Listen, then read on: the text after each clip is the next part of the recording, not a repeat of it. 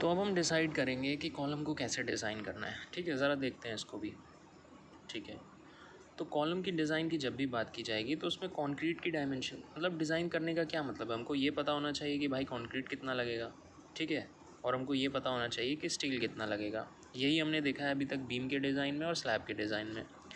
Now एक advantage आता है जब हम कॉलम को डिज़ाइन करते हैं। वो एडवांटेज क्या है? कॉलम की डायमेंशंस हमें पता होती हैं, बीट, लेंथ, ब्रेड्थ और डेप्थ, ये तीनों चीज़ें हमें पता होती हैं। अच्छा, तो जब कंक्रीट के बारे में सब कुछ पता है तो क्या चीज़ बची? सिर्फ और सिर्फ स्टील बचा। स्टील के बारे में आप पता लगा लो। अच्छा, अब बीम में जैसे आपने देखा होगा कि हम मेन रेनफोर्समेंट प्रोवाइड करते हैं और उसके अलावा स्टिरअप्स प्रोवाइड करते हैं। तो एक सेंस में बोलें तो कॉलम के केस में भी वैसा ही होता है। मेन बार्स हम प्रोवाइड करते हैं जो कि एक्चुअल लोड्स लेते हैं, और फिर उन मेन बार्स को अपनी जगह पे रखने के लिए, जिससे कि वो बकल ना करें, हम ट्रांसवर्स रेनफोर्समेंट प्रोवाइड करते हैं।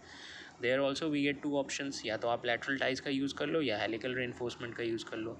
Helical reinforcements are generally used in circular columns. ठीक है, तो मतलब ज़्यादातर हम लैटरल टाइज का ही यूज़ करते हैं। तो ये तो बात हुई कि डिज़ाइन के पॉइंट ऑफ व्यू से आपको कंक्रीट की डायमेंशन, मतलब लेंथ, ब्रेड्थ, डेप्थ निकालने की ज़रूरत नहीं है, आपको सिर्फ स्टील को डिज़ाइन करना है कॉलम में। ओके, नाउ जैसे बीम में देखा था आपने कि बीम कितनी तरह की आपको डिज़ाइन करनी होती है, singly reinforce beam, doubly reinforce beam, T beam, L beam. Slab में भी देखा आपने, दो टाइप के स्लैब थे, वन वे स्लैब डिज़ाइन करना हो सकता है, टू वे स्लैब डिज़ाइन करना हो सकता है। कमिंग टू कॉलम्स, कॉलम्स के भी केस में उसी तरह के हमारे पास वेरिएशंस हैं कि दो तरह के कॉलम हैं। हो सकता है आपको शॉर्ट कॉलम डिज़ाइन करना हो सकता है लॉन्ग कॉलम डिज़ाइन करना हो। पहला क्वेश्चन आया कि ये हम डिफ्रेंशिएट करेंगे कैसे? तो ऑब्वियसली आंसर है कि लैम्डा का यूज़ करके।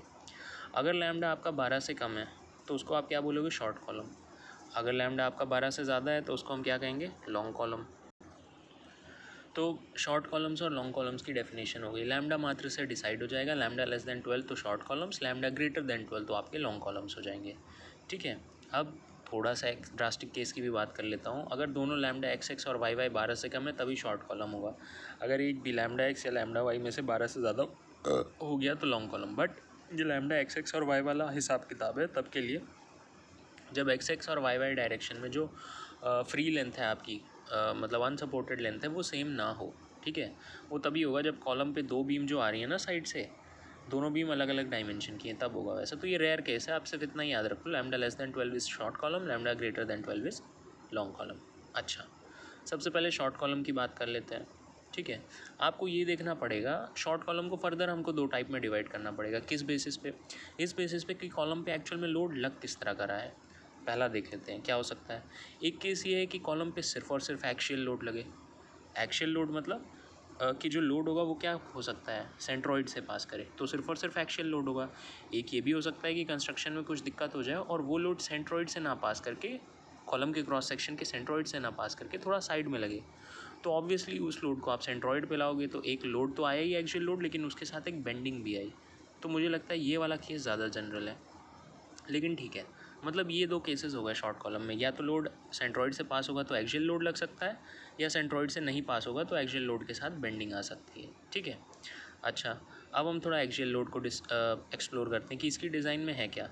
सबसे आसान है design for the column which is subjected to axial load. उसमें कुछ नहीं है, आपको तीन कंडीशन को चेक करना है। फिर उसके बाद पी का एक फॉर्मूला है, लोड का एक फॉर्मूला है, जिससे आपको area of steel in compression, column में तो पूरा स्टील कंप्रेशन में ही है क्योंकि column is a compression member, तो आपको बस एक फॉर्मूला यूज़ करके area of steel in compression निकालना है।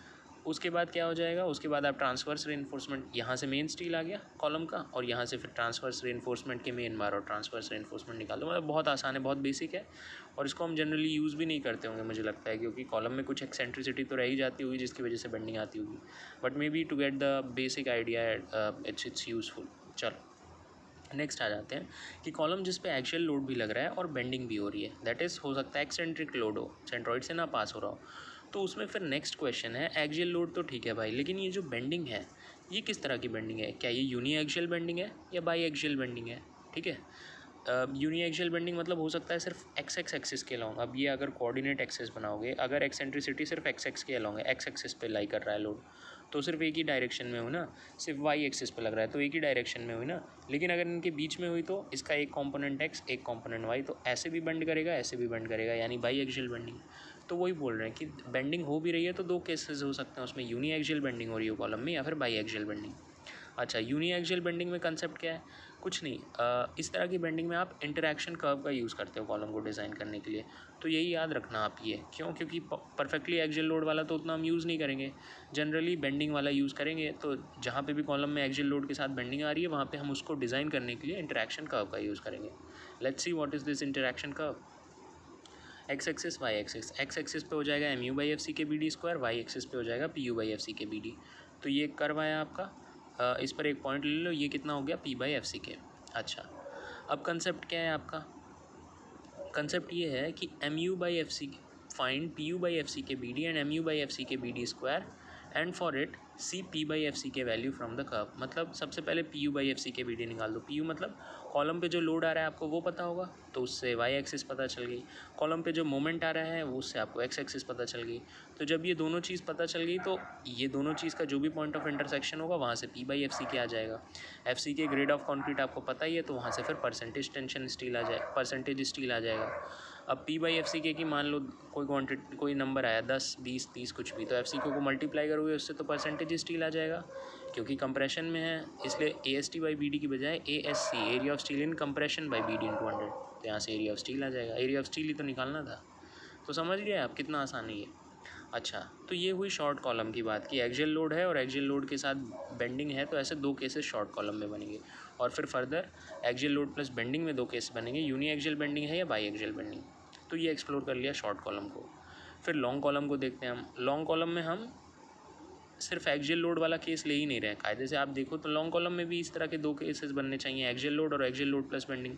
लेकिन लॉन्ग कॉलम में बकलिंग क्योंकि प्रेडोमिनेंट है तो हमने एक्सियल लोड बिल्कुल कंसिडर ही नहीं किया है। लॉन्ग कॉलम में सिर्फ यही वाला केस कंसिडर किया है, that is axial load plus by axial bending. ठीक है। अच्छा, तो ये थोड़ी सी समरी हो गई कि कैसे कॉलम में शॉर्ट कॉलम और लॉन्ग कॉलम हो सकते हैं और उनको डिज़ाइन कैसे करना है। अब हम आके क्या कर सकते हैं, एक एक को एक्सप्लोर कर सकते हैं। तो बात आ जाती है अब किस पे? अब आ जाती है बात डिज़ाइन पे। तो डिज़ाइन में अगेन ये देखो शॉर्ट कॉलम, ये हो गया लॉन्ग कॉलम। शॉर्ट कॉलम से कितने एरोज़ निकले हैं? एक एरो निकला है, ये सिर्फ एक्सियल लोड के लिए है, when column is subjected to only axial load. और ये जो दो एरोज़ निकले हैं, this is for the case कि when short column is subjected to axial load plus bending. तो उसमें एक एरो जो है आपका वो यूनी एक्सियल बेंडिंग के लिए है, दूसरा एरो जो है बाई एक्सियल बेंडिंग है। सिमिलरली सिर्फ एक एरो है आपका लॉन्ग कॉलम का। लॉन्ग कॉलम में हमने सिर्फ और सिर्फ एक्सियल लोड प्लस बेंडिंग को एक्सप्लोर किया है, बेंडिंग में भी बाई एक्सियल बेंडिंग। ठीक है, तो चलो अब एक एक करके स्टार्ट करते हैं। शॉर्ट कॉलम में सबसे बेसिक केस ले चलते हैं हम। क्या है? Short column subjected to axial load only. Again एक बार रीट्रेट कर लेता हूँ। बेसिक कंसेप्ट यही है कि आपको कंक्रीट जब आप डिज़ाइन करते हो किसी भी चीज़ को, कॉलम बीम कुछ भी हो, तो उसमें बस यही जानना है कि कंक्रीट कितना लगेगा, राइट, और उसमें स्टील कितना लगेगा। फॉर्चुनेटली कॉलम के केस में हमको क्रॉस सेक्शन भी पता है, कॉलम का लेंथ ऑफ द कॉलम भी पता है, तो कुछ कंक्रीट में निकालने की ज़रूरत नहीं है। ओनली एंड ओनली स्टील का आपको निकालना है, स्टील की कितनी क्वांटिटी है, स्टील की ज्योमेट्री क्या है, मतलब स्टील को प्लेस कैसे करोगे। तो वही पुराना अपना निमोनिक डांस बार्स, डांस की spelling DANS, D for dia, A for area of steel, N for number of bars, S for spacing. अच्छा, कॉलम के केस में जैसे बीम के केस में दो बार्स होते हैं, मेन बार्स और शेयर रेनफोर्समेंट के लिए आप देते हो स्टिरप्स, उसी तरह कॉलम के केस में भी दो बार्स होते हैं, मेन बार्स और ट्रांसवर्स रेनफोर्समेंट, लैटरल टाइज जहाँ पे सेपरेट रिंग डाल देते हो, और हेलिकल रिंग जहाँ पे एक ही रिंग को कंटिन्यू कर देते हो। एनीवे, तो शुरू करते हैं अब हम। तो जैसा बताया था कि जब सिर्फ एक्सियल लोड लगेंगे तो सिर्फ और सिर्फ आपका क्या होगा, दो स्टेप में चीज़ ख़त्म हो जाएगी। पहला स्टेप ये है कि तीन कंडीशन को तो चेक करो जिससे ये प्रूव हो जाए कि ये शॉर्ट कॉलम है, और एक बार वो प्रूव हो गया कि वो शॉर्ट कॉलम है तो फिर PU का फॉर्मूला यूज़ करके मेन बार निकाल लो, और स्पेसिफिकेशन का यूज़ करके आप ये डिसाइड कर लो कि ट्रांसवर्स रेनफोर्समेंट कैसा होगा। बस इतनी सी बात है। तो चलो देख लेते हैं पहले तीन कंडीशंस कौन सी हैं जिनको कि आपको चेक करना है। पहली कंडीशन क्या है कि आप ये तो इंश्योर करो भैया कि आप जो प्रोसीजर लगा रहे हो शॉर्ट कॉलम का, आपका कॉलम जिसको डिज़ाइन कर रहे हो वो एक्चुअल में शॉर्ट कॉलम है कि नहीं। तो आप ये देखो लैम्डा 12 से कम है कि नहीं। ज़्यादातर केसेस में LXX और LYY बराबर होगा, लेकिन तो वहाँ पे तो चेक करना बहुत ही आसान है। Lambda is equal to L effective by least lateral dimension शायद हो जाएगा। लेकिन कोई एक ऐसा इक्का दुक्का केस निकल आ गया जहाँ पे LEX LEY के बराबर नहीं है। क्यों? कॉलम में ये बीम की अलग डेप्थ है, ये बीम की अलग डेप्थ है, तो जो अनसपोर्टेड लेंथ होगी दोनों साइड अलग होगी ना, तो उसमें आप कुछ नहीं करो, XX एक्सिस के अबाउट लैम्डा निकाल लो। अब ये X एक्सिस हुई, ये ब्रेड्थ है, ये डेप्थ है, तो X एक्सिस हुई तो इसके परपेंडिकुलर यानी डेप्थ लेंगे नीचे, ये Y एक्सिस है तो उसके परपेंडिकुलर यानी विड्थ लेंगे। तो lambda about XX axis LEX by D, lambda about YY axis LEY by B. दोनों के दोनों को 12 से कम होना है तभी आपका शॉर्ट कॉलम होगा, वरना it will become long column. पहली कंडीशन हो गई शॉर्ट कॉलम सब्जेक्ट करने के लिए। सेकंड कंडीशन आप ये देखो कि कॉलम पे जो लोड लग रहा है वो सिर्फ और सिर्फ एक्सियल लोड है ना, एक्सियल लोड के अलावा बेंडिंग हुई तो फिर ये वाला नहीं लगेगा। तीसरी कंडीशन क्या है, मिनिमम एक्सेंट्रिसिटी। आप एक्सियल लोड तो है चलो मान लिया, लेकिन फिर भी आप मिनिमम एक्सेंट्रिसिटी के लिए लेके चलो, क्योंकि हमको पता है कि कॉलम में कभी भी कम्प्लीटली एक्सियल लोड नहीं लगेगा। तो मिनिमम एक्सेंट्रिसिटी हम कितनी ले रहे हैं, 5% ले रहे हैं। किसका 5%, जो भी लैटरल डायमेंशन का है उसका हम 5% ले रहे हैं, ठीक है। अच्छा, तो अभी निकालेंगे ऐसे इस मिनिमम एक्सेंट्रिसिटी को। तो मिनिमम एक्सेंट्रिसिटी का फॉर्मूला तो हमने आपको बताया ही है, क्या होता है, maximum of unsupported length by 500 plus lateral dimension by 30। Least lateral dimension शायद यहाँ पे होगी। लेंथ बड़ी चीज़ है इसलिए उसको 500 से डिवाइड किया है, बड़ी क्वांटिटी से। लेटरल डायमेंशन ब्रेड्थ और डेप्थ ये छोटी चीज़ है इसलिए उसको छोटी चीज़ 30 से डिवाइड किया है। अब सपोज़ इसकी वैल्यू 16 आती है और ये 20 mm है, तो कम से कम 20 mm तो लेना ही है, उससे ज़्यादा अगर होगा तो वो ले लेंगे। तो 20 ले लेना अगर ये 16 आ रहा है तो। एनीवे अगेन वही दो चीज़ें कि सपोज़ LEX LEY के बराबर है तब तो ये वाला फॉर्मूला डायरेक्ट लगा दिया। LEX LEY के बराबर नहीं है तो ई मिनिमम आप XX एक्सिस के अबाउट अलग निकालोगे, YY एक्सिस के अबाउट अलग। XX एक्सिस के अबाउट जब आप निकालोगे तो अनसपोर्टेड लेंथ LOX का यूज़ करोगे, YY में LOY। और जो लैटरल डायमेंशन थी x के परपेंडिकुलर डेप्थ है तो यहाँ पे डेप्थ यूज़ कर लोगे, y एक्सिस के परपेंडिकुलर विड्थ है तो यहाँ पे b यूज़ कर लोगे, और फॉर्मूला यही रहेगा, ठीक है। तो दोनों केसेस से आप निकाल लो e minimum. E minimum XX axis के अबाउट जो होगा वो क्या होना चाहिए, should be less than equal to 5% of depth use किया है ना x के केस में। और ई मिनिमम जो YY में होना चाहिए वो होना चाहिए less than equal to 5% of width. मतलब ये है कि आप क्या कर रहे हो, आप मान रहे हो कि एक्सियल लोड कब लगेगा, जब एक्सेंट्रिसिटी 5% जो है लैटरल डायमेंशन की उससे भी कम है। जब इतनी कम एक्सेंट्रिसिटी है तभी आप उसको एक्सियल लोड की तरह ट्रीट कर सकते हो, ठीक है। तो ये हो गया आपका जी।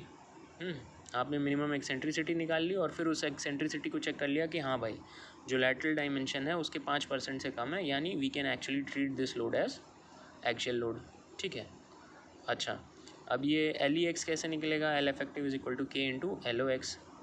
के को आप कैसे निकाल सकते हो, based on end condition of column. Example, अगर कॉलम एक एंड से हेल्ड इन पोजीशन है और दूसरे एंड से रिस्ट्रेंड अगेंस्ट रोटेशन है तो L effective क्या हो जाएगा 0.65 L नॉट। के की वैल्यू 0.65 हो गई, और LOX मतलब अनसपोर्टेड लेंथ आपको क्लियरली क्वेश्चन में गिवन होगी। तो इस तरह से LEX LEY को आप निकाल सकते हो और ये देख सकते हो कि वो बराबर है या नहीं बराबर है। एनीवे तो हमने क्या किया, हमने बेसिकली 3 कंडीशन चेक कर ली। कॉलम शॉर्ट कॉलम होना चाहिए, कॉलम पे सिर्फ और सिर्फ एक्सियल लोड होना चाहिए, कॉलम में जो मिनिमम एक्सेंट्रिसिटी लग रही है वो 5% ऑफ लैटरल डायमेंशन से नहीं होनी, ज़्यादा नहीं होनी चाहिए, तभी उसको प्योरली एक्सियल ट्रीट कर पाओगे आप। तो ये 3 कंडीशन चेक कर ली, अब हम खुश हो गए। अब देखो कितना छोटा सा डिज़ाइन है, ये बस चेकिंग में थोड़ा टाइम लगा, डिज़ाइन बहुत ही आसान है। डिज़ाइन में जैसा बोला कंक्रीट को छूने की ज़रूरत नहीं है, कंक्रीट के बारे में you know everything, it's only about designing steel. Steel में भी किस तरह का स्टील, मेन बार्स और ट्रांसवर्स स्टील। तो पहले हम देखते हैं कि मेन बार्स को हमको कैसे डिज़ाइन करना है कॉलम्स के लिए, ठीक है। अच्छा, तो उसमें वही एज ओल्ड है आपका पुराना, या चलो रुको पहले देखते हैं। तो उसमें एक ही फॉर्मूला है आपका, फॉर्मूला क्या है कि PU का फॉर्मूला आप इसमें डालते हो, लेकिन थोड़ा कंसेप्ट तो पता चले तो इस फॉर्मूले को याद करना आसान होगा। तो फॉर्मूला क्या है, देखो जो टोटल लोड आता है आपका वो क्या होता है, load taken by concrete plus compression steel. Suppose ये कॉलम है, इसके ऊपर आपका लोड आया, तो ये जो लोड होगा इसका कुछ हिस्सा आपका कंक्रीट ले लेगा, कुछ हिस्सा आपका स्टील कंप्रेशन स्टील ले लेगा, that is the whole concept. तो फिर design action less than equal to design strength. Design action मतलब एक्सटर्नल लोड जो आ रहा है वो हो गया PU। PU क्या हो जाएगा, जो भी लोड है उसको फैक्टर कर दो 1.5 से मल्टीप्लाई करके तो ये आ जाएगा। Must be less than equal to design strength. Design strength of what, concrete और कंप्रेशन स्टील की बात है। तो हम स्ट्रेंथ क्या होता है, स्ट्रेस इनटू एरिया, तो कंक्रीट के केस में FCK और स्टील के केस में FY। एनीवे हमने ये देखा था कि हम लेते थे 0.45 FCK, लेकिन यहाँ पे उसकी बजाय 0.4 FCK लेंगे into area of concrete, plus हमने देखा था स्टील में 0.87 FY लेते थे, कॉलम के केस में 0.67 FY into area of steel in compression. Question ये है कि अगर अब आप इस इक्वेशन को देखो, इसमें क्या है, लोड है, ये एक्सटर्नल लोड तो आपको पता ही चल जाएगा कि कॉलम पे कितना लोड लग रहा है, ये कांस्टेंट हो गया। FCK आपको ग्रेड ऑफ कंक्रीट पता ही होगा। एक एरिया ऑफ कंक्रीट की बात है प्लस 0.67 FY इंटू ASC, दूसरा area of steel in compression की बात है। तो यही दो चीज़ नहीं पता है तो दो वेरिएबल हो जा रहे हैं, एक इक्वेशन में दो वेरिएबल कैसे होंगे, तो इसको एक ही वेरिएबल में चेंज कर दो ना। आपको निकालना क्या है, स्टील का एरिया निकालना है, तो एरिया ऑफ कंक्रीट को भी स्टील में चेंज कर दो। तो एरिया ऑफ कंक्रीट की जगह आप लिख सकते हो कि gross area minus steel of area of steel in compression. मतलब कॉलम के क्रॉस सेक्शन का जो टोटल एरिया, उसमें दो चीज़ें हैं ना, कंक्रीट और स्टील। तो अगर इस कंक्रीट की जगह स्टील लिखना है तो कंक्रीट कितनी क्वांटिटी में होगा, टोटल एरिया में से स्टील को माइनस कर दो तो आ जाएगा ग्रॉस एरिया B/D हो गया। एनीवे, तो आपको इस प्रॉब्लम से, इस फॉर्मूले से क्या पता चल जाएगा, area of steel in compression. और हमको निकालना ही क्या होता है, वही डांस बार वाली कहानी है, dia, area, number of bar और स्पेसिंग। तो एरिया हमारा यहाँ से निकल गया। अब सपोज़ इस फॉर्मूले को यूज़ करने के बाद area of steel in compression हमारा कितना आ जाता है, ले लेते हैं 1500 mm² आ गया। तो अब आप 1500 mm² तो टोटल एरिया ऑफ स्टील है, इसमें इंडिविजुअल बार कितने कितने के डालोगे, तो उसके लिए आपको कुछ डाया अज्यूम करना होगा। At the end of the day steel इतना लगना चाहिए ना। कहा यह जाता है वैसे कि आप डाया छोटा रखो जिससे मोर नंबर ऑफ बार्स और क्रॉस सेक्शन में पकड़ अच्छी बनेगी। एनीवे, तो डाया ऑफ बार सपोज मैंने अज्यूम कर लिया कि कॉलम में मैं 28 mm के डाया के बार डालूंगा। तो इससे आप एक बार का एरिया निकाल सकते हो क्रॉस सेक्शन, क्या हो जाएगा, small AST is equal to π/4 into dia का स्क्वायर, एक बार का डाया। तो जैसा, तो सपोज़ ये चीज़ एक बार का डाया आपका आ गया कितना, लेट्स अज्यूम 150 mm² आपका आ रहा है क्रॉस सेक्शन, ठीक है। और आपको मैंने यहाँ पे बताया कि कंप्लीट एरिया आपको कितना सा चाहिए, 1500 mm²। तो यानी ऐसे 150 mm² वाले कितने बार आपको डालने पड़ेंगे, 10 बार डालने पड़ेंगे, ठीक है। तो यहाँ से आपको क्या नंबर ऑफ बार पता चल गया। अब कुछ नहीं, मार्केट में जाओ, आप उनसे बोल दो कि हमको 28 mm के 10 बार दे दो, बस। तो आपको पता चल गया ना टोटल एरिया ऑफ स्टील कितना डालना है, एक बार कितना डालना है। और ये तो वही लिखा है, नंबर ऑफ मेन बार क्या हो जाएगा, capital AST is equal to N into small AST, ठीक है। मतलब टोटल 1500 mm² डालने के लिए ऐसे छोटे छोटे कितने बार डालें, तो 150 वाले 10 बार डाल दो। एनीवे, तो N आ जाएगा capital AST by small AST। Capital AST को आपने area of steel in compression यहाँ से निकाल ही लिया है, स्मॉल AST को मैंने बता दिया, इंडिविजुअल बार के डाया के एरिया के बेसिस पे आप निकाल सकते हो π/4 इंटू 28², ठीक है। तो दैट इज़ इट, आपको पता चल गया। स्पेसिंग का इसमें इन्होंने मेंशन नहीं किया है, तो I think we can also leave it, छोड़ देते हैं, उन्होंने नहीं बताया तो हम भी नहीं देखते हैं। एनीवे, तो ये क्या थे कि सपोज़ आपको लैटरल टाइज देनी है तब के लिए ये हिसाब किताब है। लेकिन अगर आप helical ring, sorry lateral ties बोल रहा हूँ, हाँ लैटरल टाइज के केस में अगर आप यूज़ कर रहे हो तो मेन बार कैसे देने होंगे। लेकिन अगर आप हेलिकल रेनफोर्समेंट को यूज़ कर रहे हो एज ए ट्रांसवर्स रेनफोर्समेंट तो मेन बार कैसे देने पड़ेंगे। देखो हेलिकल में आप देखो, एक ये है कि लैटरल ट्रांसवर्स रेनफोर्समेंट के यूज़ में लैटरल टाइज यूज़ कर लो तो उसे कितना आसान है ना बनाना। ऐसे लिया, 4 बार मोड़ा और स्टील के ऊपर डाल दिया। बट अब आप हेलिकल रेनफोर्समेंट को देखो, कौन एक बंदा उसको घुमाए पड़ेगा। तो अगर इतनी एफर्ट डाल रहे हो तो मतलब ऑब्वियसली उसमें कुछ एडवांटेज होगा। तो जब आप हेलिकल रेनफोर्समेंट को यूज़ करते हो एज अ ट्रांसवर्स रेनफोर्समेंट, तो मेन बार के लिए केस में, मेन बार की कैलकुलेशन के केस में लोड कैरिंग कैपेसिटी को आप 5% से इंक्रीज़ कर सकते हो। इसीलिए जो PU आपका डायरेक्टली इस क्वांटिटी के बराबर था 0.4 FC के AC plus 0.67 FY into ASC, उसको अब आप मल्टीप्लाई कर पा रहे हो 1.05 से, जस्ट बिकॉज आपने ट्रांसवर्स रेनफोर्समेंट को हेलिकल रेनफोर्समेंट चूज़ किया है। तो समझ में आ गया। लैटरल टाइज में आपको डायरेक्ट फॉर्मूला यूज़ करना है। अगर लैटरल टाइज आप यूज़ कर रहे हो ट्रांसवर्स रेनफोर्समेंट के रूप में, तो मेन रेनफोर्समेंट कैलकुलेट करने के लिए PU के फॉर्मूले को आपको डायरेक्टली यूज़ करना है। लेकिन अगर ट्रांसवर्स रेनफोर्समेंट आप हेलिकल रेनफोर्समेंट यूज़ कर रहे हो तो PU के फॉर्मूले को आप 1.05 से बढ़ाकर मेन बार की क्वांटिटी निकाल सकते हो। ये याद रखो कि देखो, निकाल आप मेन बार ही रहे हो, बस ये है कि आप ट्रांसवर्स रेनफोर्समेंट किस तरह से दे रहे हो इस पर डिपेंड करता है कि आपकी मेन बार की carrying capacity, load carrying capacity कितनी बढ़ जाएगी। और वो बात सेंसिबल भी है भाई, ऐसे आपके मेन बार रखे हुए हैं, अब इसको आप क्या कर रहे हो, टाई ही तो कर रहे हो चारों ओर से। तो अब आप किस तरह से टाई कर रहे हो उसका भी तो कुछ रूल होगा ना, कि ये मेन बार कितना लोड कैरी करेंगे। तो उसी चीज़ का कंसेप्ट है ये। एनीवे, मेन बार आपने डिज़ाइन कर लिया। Now let's go with what, transverse reinforcement. तो ट्रांसवर्स रेनफोर्समेंट में जैसा बताया आपके पास दो ऑप्शन है। जनरली स्क्वायर कॉलम्स दे रहे हो आप तो लैटरल टाइज दे देते हो, और अगर आप सर्कुलर कॉलम बना रहे हो तो उसमें हेलिकल रेनफोर्समेंट दे देते हो। तो इसमें एडवांटेज ये है कि कुछ स्पेशल ऐसा डिज़ाइन नहीं करना है, इसके कुछ प्रोविजंस हैं, वो प्रोविजंस अगर आपको रटे हुए हैं तो ये ऑटोमेटिकली पता चल जाएगा। भाई जैसे तुम दे रहे हो लैटरल टाइज, तो मुझे बताओ दिक्कत क्या है तुमको।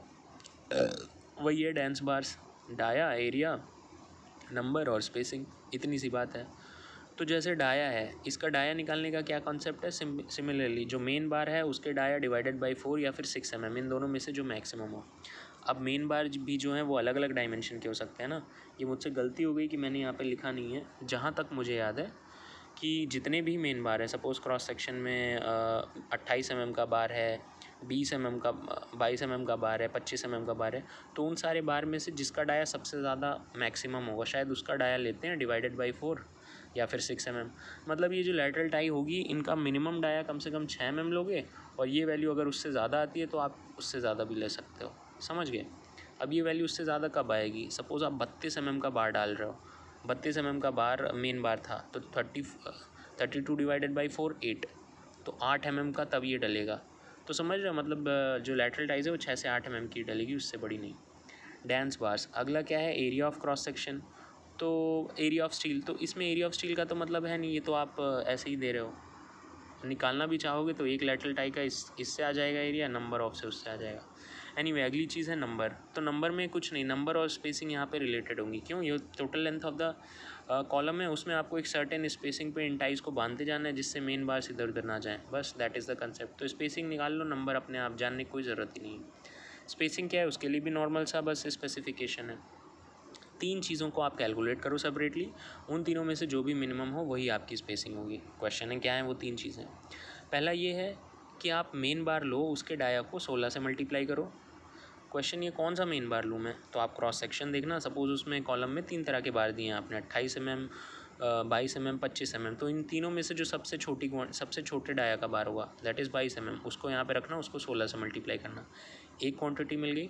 नेक्स्ट ये है कि आप कॉलम का क्रॉस सेक्शन देख लेना, कॉलम के क्रॉस सेक्शन में से लीस्ट लैटरल डायमेंशन निकालना। क्या है कॉलम के क्रॉस सेक्शन में? ब्रेड्थ और डेप्थ है। ब्रेड्थ सपोज़ 200 है, डेप्थ सपोज़ 300 है, तो इन दोनों में छोटी क्वांटिटी कौन सी हुई? 200, तो वो यहाँ पे आ जाएगी। और तीसरी चीज़ स्टैंडर्ड एक वैल्यू है 300 mm। तो इन तीनों में से जो सबसे कम होगा उतनी स्पेसिंग पे ऐसे स्टिरप्स को डालते जाना। तो आप समझ गए नंबर की क्यों ज़रूरत नहीं है।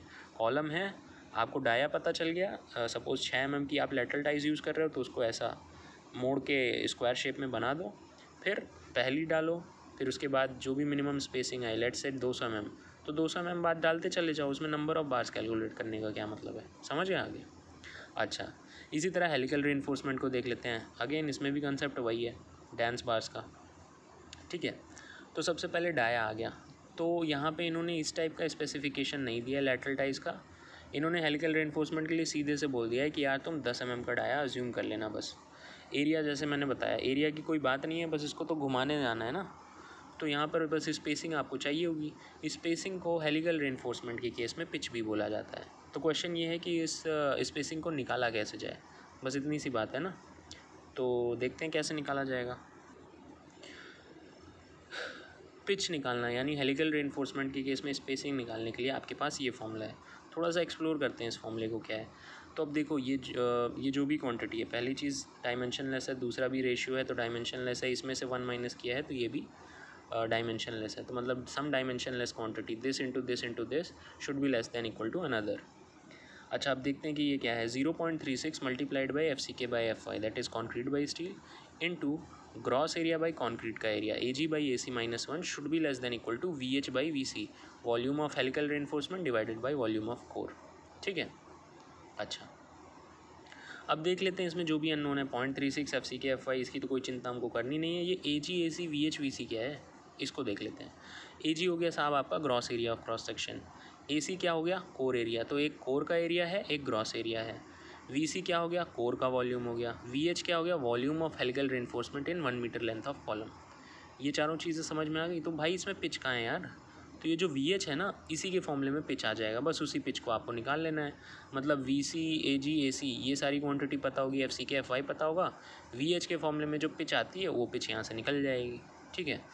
अब इसके पहले कि मैं इनके फॉर्मूले बताऊँ आपको, एक बार मैं आपको दिखा देता हूँ कि क्रॉस सेक्शन में मैं बात कर किस चीज़ की रहा हूँ। ठीक है। तो ये देखो, ये हो गया आपका कॉलम का क्रॉस सेक्शन, ये हो गया ग्रॉस डाया और इससे आ जाएगा ग्रॉस एरिया। उसके अंदर क्या कर दिया है साहब जी? उसके अंदर पहले आपने क्या किया होगा? बार डाला होगा मेन रीइंफोर्समेंट, और फिर उस बार के चारों ओर हेलिकल रीइंफोर्समेंट डाल दिया होगा, राइट। अच्छा तो अब देखो इसमें दो चीज़ें होती हैं साहब।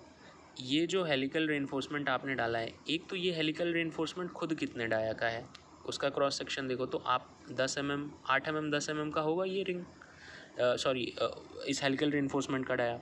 लेकिन इस हेलिकल रेनफोर्समेंट 8 mm के डाया वाले को अगर आप घुमा के रखोगे तो ये जो एक सर्कल बना, ये जो एक रिंग बनी, इसका कितना डाया है, तो ये डाया ऑफ हेलिकल रिंग हो गया। तो 3 डाया आपको दिखे। अच्छा, अभी 3 नहीं, अभी चौथा डाया भी दिखेगा। अब इसमें आप देखो कि ये DC है, DC क्या हो गया आपका, डाया ऑफ 4 हो गया। तो कितने डाया हो गए, एक ग्रॉस डाया हो गया पूरा का पूरा, उसके अंदर उससे छोटा क्या हुआ आपका क्या कहते हैं, डाया ऑफ 4, उससे छोटा क्या हो गया, हेलिकल रिंग का डाया, फिर ये जो हेलिकल रेनफोर्समेंट डाल रहे हो इसका खुद का डाया। ठीक है, तो अभी इसको और किस तरह से मैं एक्सप्लेन कर सकता हूँ, इसको इस तरह से एक्सप्लेन कर सकता हूँ कि 3 डाया तो मुझे प्लान में देख के मिल जाएगा और एक डाया मुझे क्रॉस सेक्शन में देख के मिल जाएगा। प्लान में देख के, जैसे ये प्लान है तो इसमें आ गया ये कंक्रीट का टोटल डाया, ये आ गया कोर का टोटल डाया, ये आ गया हेलिकल रिंग का टोटल डाया। तो ये 3 तो मुझे प्लान देख के ही आ गए। एक क्रॉस सेक्शन देख के कौन आएगा, जब इस हेलिकल रिंग को मैं काटूंगा, इसका क्रॉस सेक्शन देखूंगा तो 8 mm 10 mm जो है वो एक डाया हो जाएगा। तो इस तरह से 4 डायमीटर इन्वॉल्व है यहाँ पे। ठीक है, अच्छा, अब हम आसानी से समझ सकते हैं कि बात क्या है। तो भैया gross area of cross section क्या होगा, π/4 इंटू ग्रॉस डाया का स्क्वायर। एरिया ऑफ कोर क्या हो जाएगा, π/4 इंटू डाया ऑफ कोर का होल स्क्वायर। ठीक है, VC क्या हो जाएगा, वॉल्यूम ऑफ कोर, तो area of core into 1000 mm यानी 1 मीटर आपने स्टैंडर्ड मान लिया, एरिया इंटू डेप्थ। VH क्या हो जाएगा, volume of helical reinforcement in 1 metre length of column.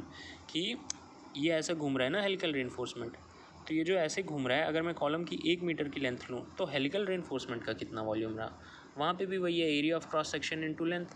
अब लेंथ क्या हो जाएगी, लेंथ ऐसे हो जाएगी साहब कि मतलब अगर ऐसे किसी चीज़ को घुमा रहे हो और पूछा जाए यहाँ से यहाँ तक की लेंथ कितनी है, तो आप क्या करोगे, उसका सरकमफरेंस निकालो, 2πr, ये लेंथ पता चली। अब ऐसे ही कितने 2πr हैं, यानी नंबर ऑफ टर्न्स कितने हैं, तो number of turns into length in 1 turn, that is circumference. ये हो गई आपकी लेंथ। अब नंबर ऑफ टर्न्स कितने हो जाएंगे, तो आप 1 मीटर की लेंथ ले रहे हो तो कितनी बार उसको घुमाओगे, वो यही है कि सपोज़ आपने डिसाइड किया कि 200 mm पे आपको स्पेसिंग रखनी है, तो आप क्या करोगे, 1000/200 + 1, 1000/200 रख लो। तो आपको समझ में आ गया, मतलब स्पेसिंग पे डिपेंड करेगा कि नंबर ऑफ टर्न्स कैसे हैं। तो 1000 बाई स्पेसिंग, इस स्पेसिंग को ही हेलिकल रेनफोर्समेंट के केस में हम पिच कह रहे हैं, तो 1000 बाई पिच हो गया, इसी पिच को निकालना है। तो ये हो गया आपका साहब जी। एरिया ऑफ क्रॉस सेक्शन क्या हो जाएगा, एरिया ऑफ क्रॉस सेक्शन कुछ नहीं है, π/4 इंटू, अच्छा एरिया ऑफ क्रॉस सेक्शन किसका, आप हेलिकल रेनफोर्समेंट का निकाल रहे हो ना, तो हेलिकल रेनफोर्समेंट का एरिया ऑफ क्रॉस सेक्शन ऐसे काटोगे तो जो 8-10 mm उसका डाया था, π/4 इंटू 8-10 mm उसका स्क्वायर। अब लेकिन 1000/p जब आप करते हो तो ये तो क्या हो गई, डायमेंशन वाली क्वांटिटी आ गई, तो इसलिए इसको मल्टीप्लाई करोगे। आई एम सॉरी, ये ऐसी नहीं है, ये आपका ये हो गया कि नंबर ऑफ टर्न्स है 1000 बाई स्पेसिंग, तो 1000 बाई स्पेसिंग क्या है, 1000 बाई पिच इंटू सरकमफरेंस। तो सरकमफरेंस कितना है, जब आपने ऐसा हेलिकल रेनफोर्समेंट को घुमाया तो इस ये जो रिंग बनी इसका कितना डाया है, तो ये जो सेंटर टू सेंटर डिस्टेंस है हेलिकल रिंग के बीच में, ये सपोज d है, तो सरकमफरेंस कितना हो जाएगा, 2πr या फिर कहो πd। तो ये हो गया number of turns into circumference into area of cross section. तो यहाँ से आपको ये चारों चीज़ें पता चल गई। लेकिन अभी तो मैंने सिर्फ फॉर्मूला बोला है, क्वेश्चन ये है कि निकालूंगा कैसे। ग्रॉस एरिया है, ग्रॉस डाया क्या है, ये आपको क्वेश्चन में ही गिवन होगा, कॉलम की डायमेंशन। कोर का डाया कैसे पता चलेगा, डी ग्रॉस डाया में से अगर आप क्लियर कवर माइनस कर दो, ये ग्रॉस डाया है, इसमें से इधर का क्लियर कवर माइनस किया, इधर का माइनस किया, तो आपके पास क्या आ जाएगा, कोर का डाया। इससे आप कोर का एरिया निकाल लो। नेक्स्ट है हेलिकल रेनफोर्समेंट का डाया, तो इसको तो ऑलरेडी एज्यूम किया था ना क्वेश्चन में, 10 mm ही, हम 10 mm के ही डाया की रिंग बनाएंगे, रिंग बोल रहा हूँ, 10 mm के ही डाया का हेलिकल रेनफोर्समेंट हम बाहर मार्केट से लाएंगे और उसी को घुमाएंगे। तो ये तो हमको वैसे ही पता चल गया। हेलिकल रिंग का कितना डाया होगा, हेलिकल रिंग का डाया का मतलब क्या है, उसका मतलब ये है कि आपने ये जो रिंग बनाई है हेलिकल रेनफोर्समेंट की, इसमें क्या करो, आप सेंटर से सेंटर तक की डिस्टेंस निकालो तो हेलिकल रिंग का डाया आएगा। तो सेंटर टू सेंटर निकालोगे कैसे भाई, इसका क्रॉस सेक्शन, इसका डाया कितना है 5h, हेलिकल रेनफोर्समेंट का डाया, ये 2 से इधर कटेगा, ये 2 से इधर कटेगा, तो dia of helical ring actual में हो जाएगा कोर का dia outside to outside minus 5h/2 इधर से, 5h/2 इधर से, तो -5h, राइट। तो ये आपके चारों डाया आ गए। जैसे ही ये चारों डाया, यानी 3 प्लान वाले डाया और एक क्रॉस सेक्शन वाला डाया मिलेगा, आपको ये चारों क्वांटिटीज़ पता चल जाएंगी कैसे निकालनी है, और उसमें फिर VH के फॉर्मूले में आपका पिच आता है, पिच पता चल जाएगा। तो ये पूरी जो दौड़ा भागी थी, इससे आपको स्पेसिंग पता चल गई। अब जो स्पेसिंग आपने निकाली है, ऐसा थोड़ी आप डिज़ाइन कर रहे हो आपने कुछ भी कैलकुलेट कर लिया, एक लिमिट डिसाइडेड है कि देखो जो पिच तुमने निकाली है, एग्जांपल के तौर पे मान लेता हूँ कि आपकी कैलकुलेशन से आया कि 50 mm के डिस्टेंस पे आपको घुमाते रहना है उसको, लेकिन ये तो चेक करो कि सही किए हो कि नहीं। इसके लिए कोड आपको कुछ लिमिट्स डिसाइड बता देता है पिच की, कि उसी लिमिट के बीच में होना चाहिए, तो आप भी श्योर हो जाओ कि हाँ भाई मेरी कैलकुलेशन सही है। तो पिच कोड क्या कहता है, कोड ये कहता है कि पिच जो होनी चाहिए 25 mm से 75 mm के बीच में होनी चाहिए। मतलब 25 mm से कम ना हो पिच, 75 mm से ज़्यादा ना हो पिच, यानी स्पेसिंग। इसके बाद फर्दर वो आपको बताता है कि ऐसा नहीं है कि ये चीज़ रिलेटेड है कि जिस डाया का यूज़ करके आप हेलिकल रेनफोर्समेंट 8-10 mm का ला रहे हो तो उसके लिए एक सर्टेन स्पेसिंग फिक्स है। ऐसा नहीं है कितनी भी स्पेसिंग रख दोगे। तो जो हेलिकल रेनफोर्समेंट का डाया है उसके सिर्फ 3 गुना तक जा सकते हो आप स्पेसिंग में। उसी तरह कोर का जो डाया है उस पर भी डिपेंड करेगा, DC/6। तो इस तरह से आपने जो पिच निकाली उसको चेक करने के 3-4 तरीके हैं ही, राइट। तो आपने अब देख लिया हमने क्या कर लिया। शॉर्ट कॉलम जिस पे सिर्फ अगर एक्सियल लोड लग रहा है तो उसको डिज़ाइन करने के क्या स्टेप हो गए। पहले तो 3 कंडीशन चेक कर लिया आपने कि कॉलम शॉर्ट कॉलम है, कॉलम पे सिर्फ और सिर्फ एक्सियल लोड लग रहा है, कॉलम पे जो मिनिमम एक्सेंट्रिसिटी है वो बहुत ज़्यादा नहीं है, it should be less then 5% of lateral dimension, तभी उस एक्सेंट्रिसिटी को निगलेक्ट करके आप एक्सियल लोड बोलोगे। जैसे ये 3 कंडीशन सेटिस्फाइड हो गई, कॉन्क्रीट को डिज़ाइन नहीं करना है आपको, बस कॉलम में मेन बार और ट्रांसवर्स स्टील लगता है तो मेन बार डिज़ाइन करना है PU वाले फॉर्मूले से। जो ट्रांसवर्स स्टील है वो अगर लैटरल टाइज यूज़ कर रहे हो तो डायरेक्ट स्पेसिफिकेशन है डाया और स्पेसिंग की। हेलिकल रेनफोर्समेंट यूज़ कर रहे हो तो डाया आसानी से निकल जाएगा। स्पेसिंग के लिए एक छोटा सा फॉर्मूला है जो आपको याद रखना है, बस इस फॉर्मूले से जो स्पेसिंग आएगी दैट इज़ पिच मिलेगी, उसको चेक कर लेना एक बार कि आपकी कैलकुलेशन सही है या नहीं। तो उसके लिए कोड आपको कुछ लिमिट देता है, ख़त्म। तो ये कंसेप्ट यहाँ पर हो गया शॉर्ट कॉलम में एक्सियल लोड है अगर। तो अगली चीज़ आते हैं कि भाई एक्सियल लोड नहीं है, ज़्यादा जनरल केस। एक्सियल लोड के साथ साथ कुछ एक्सेंट्रिसिटी भी इन्वॉल्व है, ठीक है। तो उसके मतलब ऑब्वियसली एक मोमेंट आएगा, बेंडिंग मोमेंट आएगा। क्वेश्चन ये है ये bending moment uni axial bending moment है या बाई एक्सियल बेंडिंग मोमेंट है। मतलब मैं कहना क्या चाह रहा हूँ, मैं ये कहना चाह रहा हूँ कि कॉलम का क्रॉस सेक्शन देखो, ये एक्स एक्सिस ये वाई एक्सिस, अगर बीच से पास हो रहा होता तब तो एक्सियल लोड हो जा रहा है, लेकिन अगर साइड से पास हो रहा है, सेंट्रॉइड से नहीं पास हो रहा है, तो भी 2 केस बनते हैं। क्या, एक तो ये है कि वो लोड किसी एक्सिस पे लाई कर रहा है, अगर किसी भी एक्सिस पे लाई करेगा तो वहाँ यूनी एक्सियल लोडिंग होगी। और अगर एक्सिस पे नहीं लाई करेगा, सपोज एक्स और वाई एक्सिस के बीच में लग रहा है कहीं पे, तो फिर वो बाई एक्सियल बेंडिंग हो जाएगी। रिजॉल्व करके देखोगे तो आप, ठीक है। सपोज एक्स एक्सिस पे लग रहा है तो इधर तो सिर्फ वाई के ही अबाउट घूमा ना वो, क्योंकि एक्स एक्सिस पे है तो एक्स एक्सिस के अबाउट तो घूमा ही नहीं, तो यूनी एक्सियल लोडिंग हो गई। लेकिन बीच में लगेगा तो एक कंपोनेंट एक्स के अलॉन्ग रिजॉल्व, एक कंपोनेंट वाई के अलॉन्ग रिजॉल्व, तो बाई एक्सियल बेंडिंग हो जाएगी। तो हमको यही देखना है कि यूनी एक्सियल बेंडिंग और बाई एक्सियल बेंडिंग के केस में हम कॉलम को डिज़ाइन कैसे करते हैं। अगर शॉर्ट कॉलम है तो बहुत ही आसान सी चीज़ है, इंटरैक्शन कर्व का यूज़ कर लो। यहाँ पे हमको PU टाइप के फॉर्मूले नहीं यूज़ करने हैं, PU वाला फॉर्मूला यूज़ करना है अगर एक्सियल लोड लगेगा।